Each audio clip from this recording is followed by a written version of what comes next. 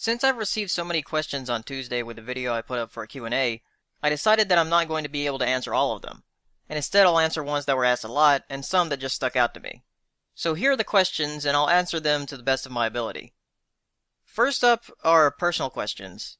Stuff such as age, name, and location. I am 23 years old, my real name is Josh, and I live in North Carolina. The next thing, sexual preference, I am bisexual.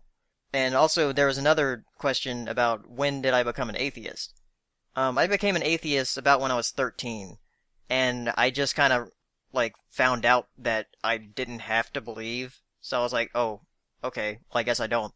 And, when did I come out? I'm assuming that's gonna mean both, as an atheist and, as a bisexual. It was about, 2 years later, about when I was 15, I think.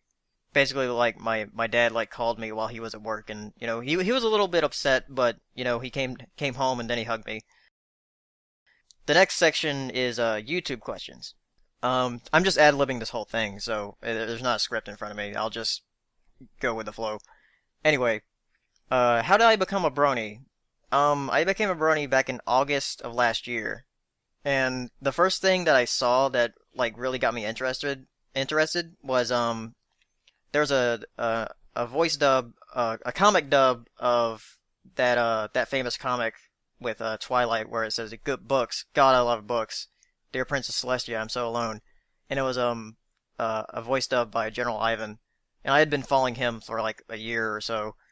There was also the Friendship is Magic Bitch Flash animation, which I saw, and then I was just really curious, and I started seeing YouTube poops with the ponies and my recommendations.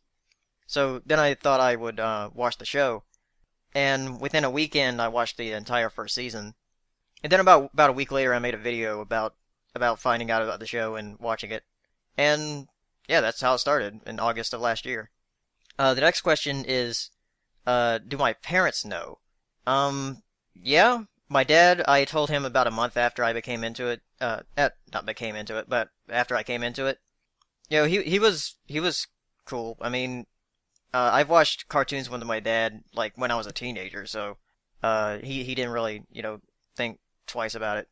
My mom, on the other hand, I waited until last month when I graduated from high school, not high school, when I graduated from college.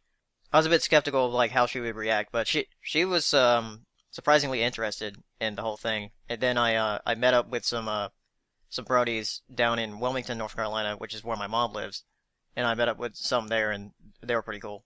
So and she's interested in this whole thing about the documentary and everything. So my parents are cool with it.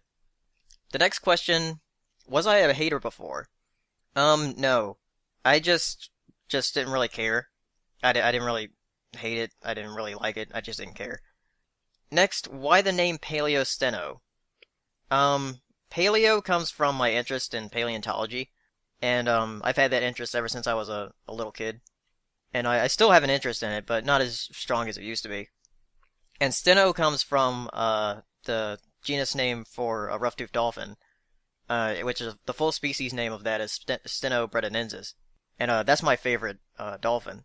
It used to be I had the username of Paleo Orca because I liked orcas a lot, but then that changed and I started liking dolphins a bit more and starting finding out about rough-toothed dolphins and how cool they are. Just the way they look is really cool. And next question, how did I make my OC? With the Pony Creator by General Zoy on DeviantArt. That's pretty much how pretty much everybody makes them.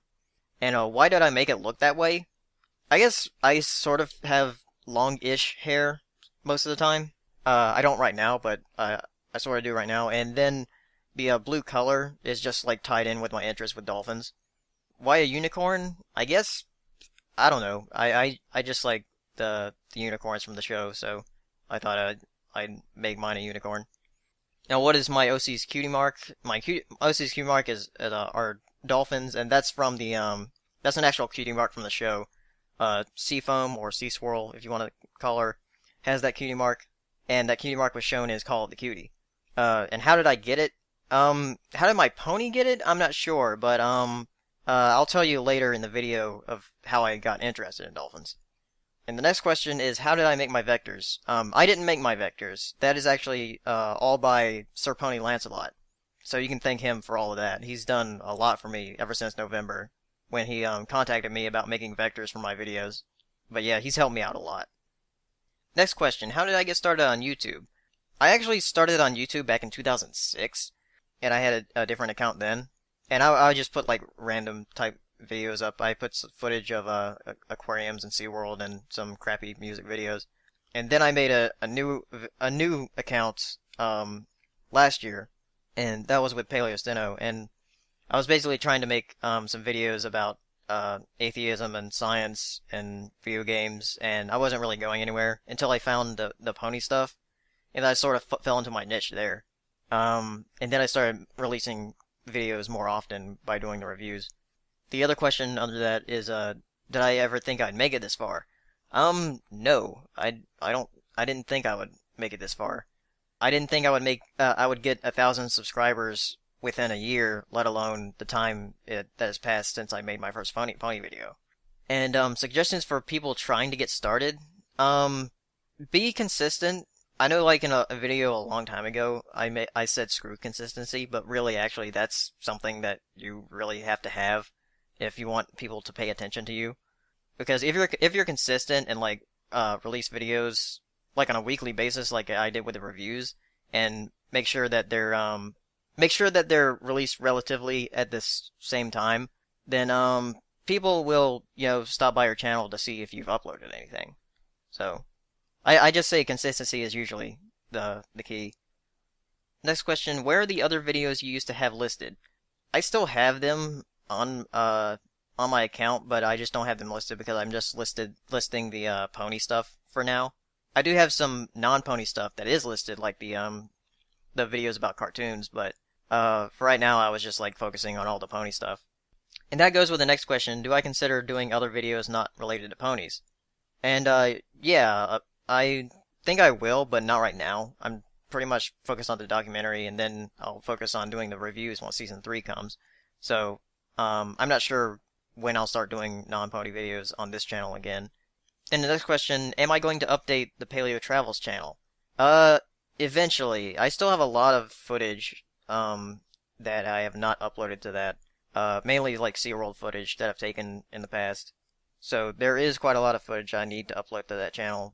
I might try doing that in July when I have to work a lot on the documentary, so I'll probably upload it during that time.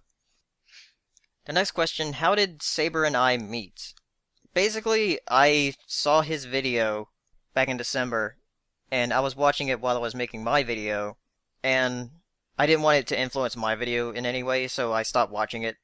And then I finished my video, then I finished watching his video. And I thought it was alright, so I messaged him about possibly collaborating or just talking. And pretty much the first night we hit it off, and like within a week or so we became like best friends. So that's how that happened. And then the next question is, what's it like working with Saber? It's interesting. I mean, we have very different personalities, but a lot of people, like my friend Hirasashi says that it sort of works. We have that like that contrast between us two. I think Saber's said to me a couple of times that like that I can help him keep his head.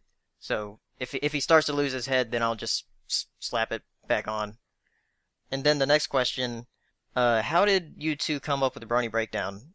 That was actually all Saber. He was thinking of doing something like that for a while, after his Ballad of the Brony video, but it sort of evolved over time, because we didn't actually do anything with it until like about a month and a half later after he uploaded that year in review video.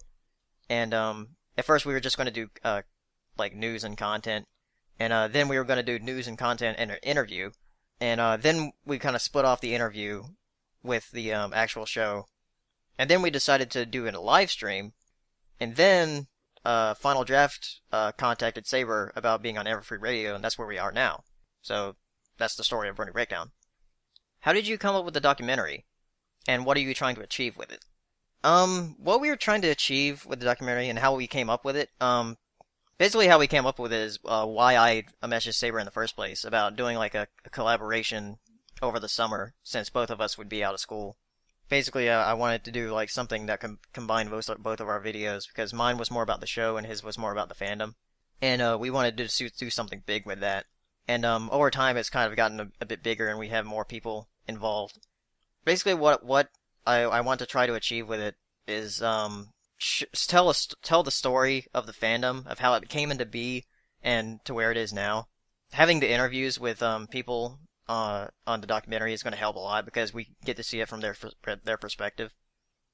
And the last question in this section: why are people so obsessed with seeing the bad part of the fandom in the documentaries? And what is your opinion on Forever Pandering's video?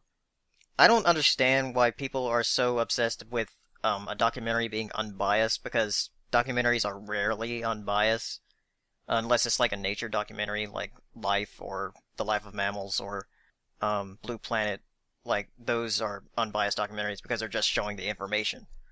But for other documentaries like Food Inc. and what was it, Super Size Me, and even something like The Cove, has a big bias to it. For what we're trying to do, with our documentary at least, is just telling a story, and that's all we want to do. As far as the BronyCon documentary, it's not even filmed yet, and we don't know what's in it, so I don't know why like people are criticizing it for something that they haven't seen yet. So I guess that's my opinion on Forever Pandering's video is that why are you criticizing you haven't even seen. For our video, if nobody but the fans see our video, then I'm fine with that. Because basically that's what we're making it for. We're making it for us. The BronyCon documentary is trying to make it for other people, but we're just trying to make it for us. And we're just trying to have fun with it. So,